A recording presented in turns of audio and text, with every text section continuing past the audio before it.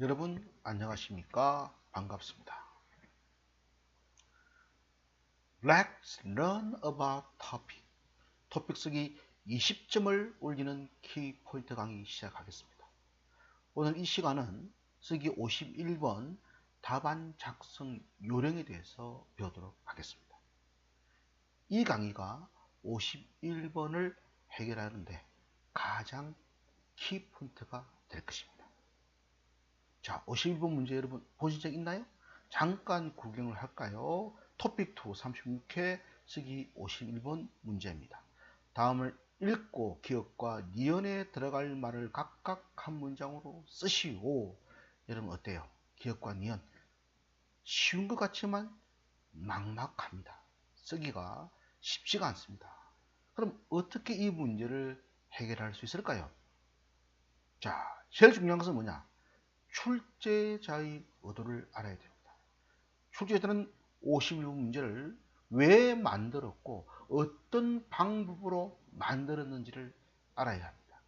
그런데 고맙게도 한국의 토픽위원회에서는 토픽 2 쓰기 답안 작성 방법을 명확히 밝히고 있습니다.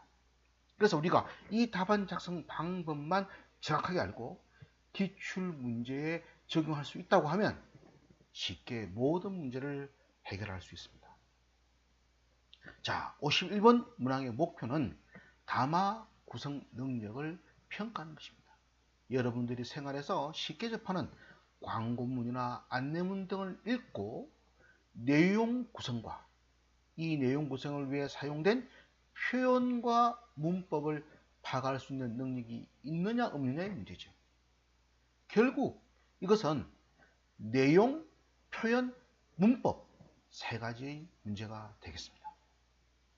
자, 그럼 하나씩 살펴봅시다. 문항의 구성에서 내용은 뭐냐? 내용은 담화의 앞뒤 문장들을 잘 살펴서 내용이 자연스럽게 이어지도록 만들어야 됩니다. 이것을 위해서 해결해야 될 게 뭐냐?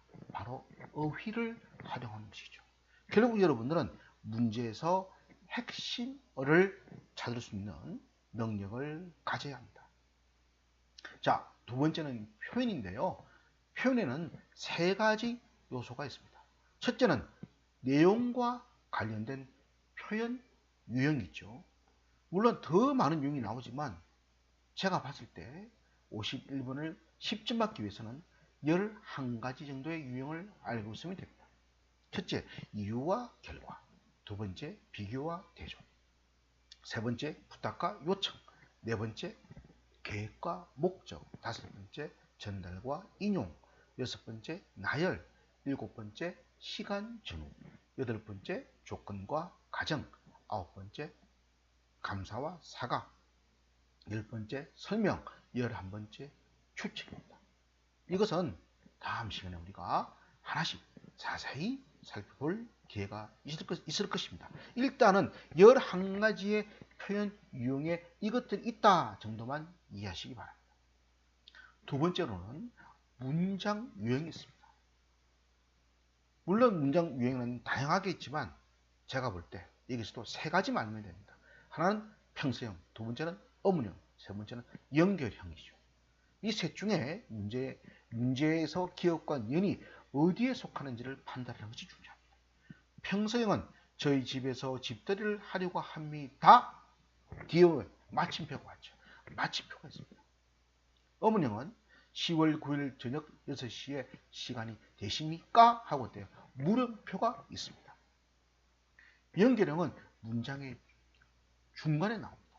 자주 연락을 드리지 못해서 죄송합니다. 왜 죄송합니까? 바로 연락을 드리지 못해서 죄송하죠.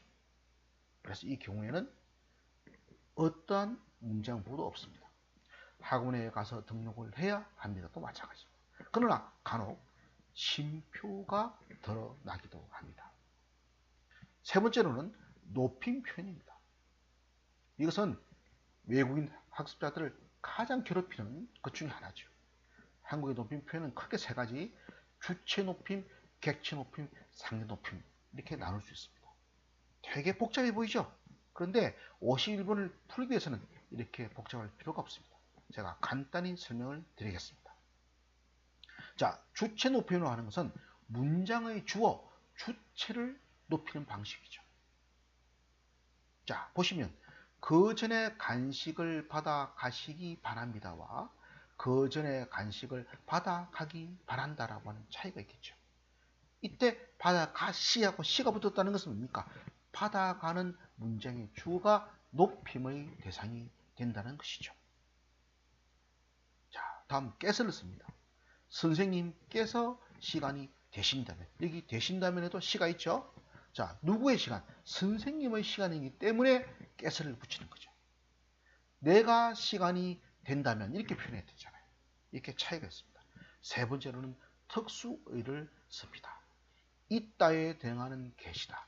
자다에 대응하는 주무시다. 죽다에 대응하는 돌아가시다. 먹다에 대응하는 잡수시다. 아프다에 대응하는 편찮으시다 했습니다. 이것은 어때요? 한국의 특징이기 때문에 여러분들이 외워둘 필요가 있겠죠. 자, 두 번째, 객체 높임은 문장의 목적어나 부사어, 즉 행위의 객체를 높이는 방법입니다. 자, 보세요. 영수에게 연락을 하겠습니다. 이렇게 말하죠. 근데 그 객체 대상이 선생님일 때는 어때요? 선생님께 연락을 드리겠습니다. 이렇게 표현합니다. 이때 선생님께 드리겠다. 이거 어때요? 바로 객체 높임을 실현하는 겁니다. 특수 유로는 뵙다, 배다, 만나다에 대응하는 말이죠. 그죠?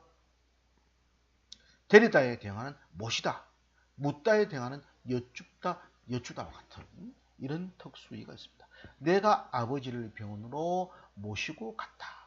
아버지를 목적어죠. 근데 아버지는 높임의 대상이 되죠. 그러니까 어때요? 데리고 갔다라고 하지 않고 모시고 갔다라고 표현하는 겁니다. 자, 어렵지 않죠? 자, 그 다음에 상대 높임 보겠습니다.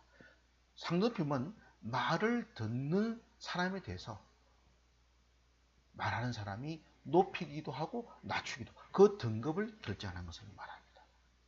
크게 격식체와 비격식체가 있어요. 격식체라고 하는 것은 공식적인 자리에서 쓰는 표현이고 비격식체는 사적인 자리에서 쓰는 겁니다. 되게 복잡해 보이죠? 그러나 전혀 여러분 복잡하게 생각하지 마십시오. 51번 문제에서는 하나만 딱 기억하면 됩니다. 뭐냐? 하십시오, 채, 하십니다, 하십니까? 가장 높임을 실현하는 표현입니다. 하다에 대응하는 것, 합니다. 하니, 하십니까? 그죠? 하십니다, 하십니까? 이 표현을 기억하면 됩니다. 알겠죠, 여러분? 이것만 기억하면 나머지 문제들은 다 해결됩니다.